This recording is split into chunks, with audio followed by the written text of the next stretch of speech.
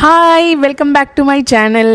ரொம்ப நாள் கழிச்சு I am back with a good news. நீங்க ஆல்ரெடி பார்த்துருப்பீங்க Bigg Boss the common man ஷோவில் வந்து என்ன பார்த்துருப்பீங்க. பிக் பாஸ் காமன் மேனோட ஷோவோட எக்ஸ்பீரியன்ஸ் பற்றி பேசலாம் அப்படின்னு வந்திருக்கேன். ஃபர்ஸ்ட் ஆஃப் ஆல் நிறைய பேர் கன்ஃபியூஷன் இருக்கு. என்னன்னா, நான் செலக்ட் ஆயிட்டேன்னு ஹவுஸ்குள்ளே செலக்ட் ஆயிட்டேன்னு நினச்சிக்கிறீங்க. நோ, காமன் மேன்றது ஒரு தனி ஷோ. ஆக்சுவல் பிக் பாஸ் வந்து வேற ஷோ. ஸோ காமன் மேன் ஷோக்கு உள்ளே போகிறதுக்கு நான் செலக்ட் ஆயிட்டேன் அப்படின்றத தான் வந்து நீங்கள் போஸ்ட்டாக பார்த்துருப்பீங்க. ஸோ இதுக்கப்புறம் நிறைய ரவுண்ட்ஸ் இருக்கும். வந்து ஒரு 22 பேர் எடுத்திருக்காங்கல்ல, அந்த 22 பேரில் ஒரு 5 பேர் மட்டும்தான் செலக்ட் பண்ணுவாங்க. அந்த 5 பேரை தான் வந்து ஆக்சுவல் பிக் பாஸ்க்குள்ளே அனுப்புவாங்க. ஸோ அதனால நான் வந்து என்னைக்காவது ரிப்ளை பண்ணும்போது, என்ன நீ பிக் பாஸ் ஹவுஸ்க்குள்ளே இருந்துட்டு ரிப்ளை பண்ணுற அப்படின்லாம் என் ஃப்ரெண்ட்ஸ் நிறைய பேர் கேட்டாங்க.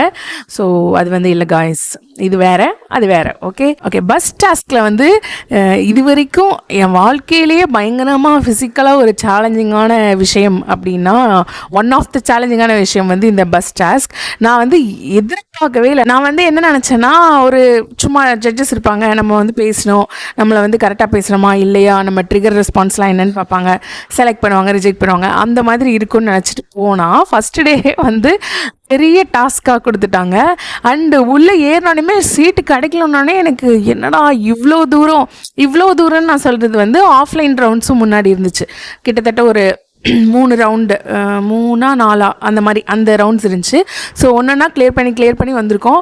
ஸோ இவ்வளோ தூரம் கிளியர் பண்ணி வந்துட்டு இப்படி ஒரே ஒரு ஃபிசிக்கல் டாஸ்க்னால நம்ம வந்து போகிறோமா அப்படின்னு சொல்லி ரொம்ப சோகமாயிடுச்சு. ஒரே பஸ்ஸுக்குள்ள நிறைய பேர் கஜன்னு பேசிட்டு இருக்கும்போது நம்மளுக்கு அப்படியே இரிட்டேட் ஆகும்ல. இந்த மாதிரி இரிட்டேட் ஆகி தான் அந்த எபிசோட்ல நீங்கள் பார்த்தீங்கன்னா நான் அதில் கத்திட்டே இருப்பேன், தெர் இஸ் நோ ரூல்ஸ் அப்படின்னு கத்திட்டு இருப்பேன். இதெல்லாம் வந்து பண்ணக்கூடாது, அதெல்லாம் வந்து பண்ணக்கூடாது அப்படின்னு சொல்லி உட்காந்துட்டு இருந்தவங்க சண்டை போட ஆரம்பிச்சிட்டாங்க. அதனால தான் தெர் இஸ் நோ ரூல்ஸ்ன்னு சொல்லிட்டு கத்திட்டு இருந்தேன். ஃபர்ஸ்ட் ஜாலியாக இருந்துச்சு. ஓகே பஸ்ஸுக்குள்ள தான் நான் நின்றுட்டே இருப்பேன் அப்படின்னு நின்றுட்டு இருந்தேன். டைம் ஆக வேர்த்து கொட்ட அதுக்கப்புறம் எனக்கு மசில் கிராம்ஸ் ஆயிடுச்சு.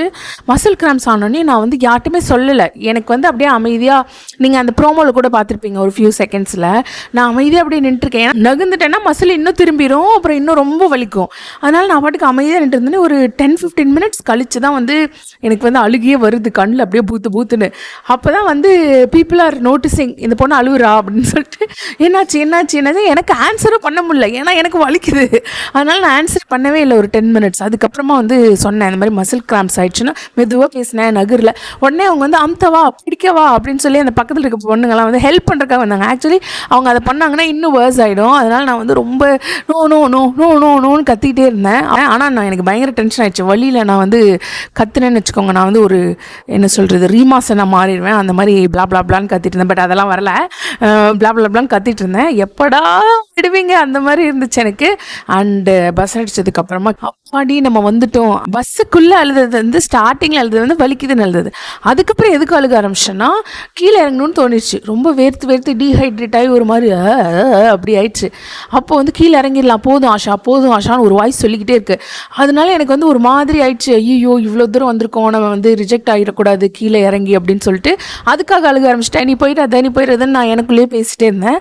அப்புறம் கீழே இறங்கினதுக்கு அப்புறமா பயங்கரமாக அழுது, ஓகே சூப்பர் ஆஷான்னு நானே எனக்குள்ளே பேசிக்கிட்டேன். அப்போ தான் நீங்கள் அந்த பைட்ஸ் பார்த்துருப்பீங்க ப்ரோமோவில், இவ்வளோ தூரம் வந்துட்டோம் வலிச்சது, பட் ஆனாலும் நான் வந்து பண்ணிட்டேன் அப்படின்னு சொல்லிட்டு. இதுதான் அந்த பஸ் டாஸ்கோட எக்ஸ்பீரியன்ஸ். ரொம்ப மெமரபிளாக, லைஃப் டைமுக்கு மெமரபிளாக ஒரு டே இருக்கும்ல, நம்மளுக்கு மைண்டுக்குள்ளே ரெஜிஸ்டர் ஆகிருக்கலாம். அந்த மாதிரி ரெஜிஸ்டர் ஆன டேனா அந்த பஸ் டாஸ்க் டே. இந்த பிக் பாஸ் காமன் மேன் ஷோவோட ஜேர்னி, என்னோட எக்ஸ்பீரியன்ஸ் என்ன, நான் என்ன பண்ணேன், இதெல்லாம் நீங்கள் பார்க்கணுன்னா சப்ஸ்கிரைப் பண்ணி வச்சுக்கோங்க. நான் வந்து டெய்லி வந்து இதை பற்றி வீடியோ போடுவேன். ஓகே.